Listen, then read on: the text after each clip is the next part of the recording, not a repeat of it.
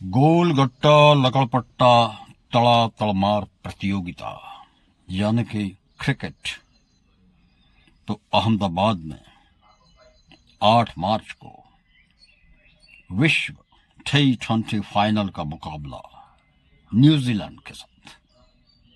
तो क्या होने वाला है वहां?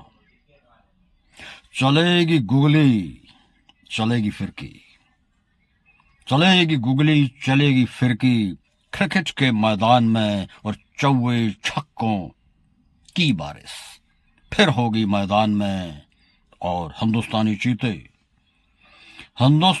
चीते फिर नया इतिहास बनाएंगे, फिर वर्ल्ड कप लाएंगे और हम सब खुशी में वंदे मातरम और जनगणमन गाएंगे। तो साथियों, हार्दिक शुभकामनाएं। जय हिंद, जय भारत।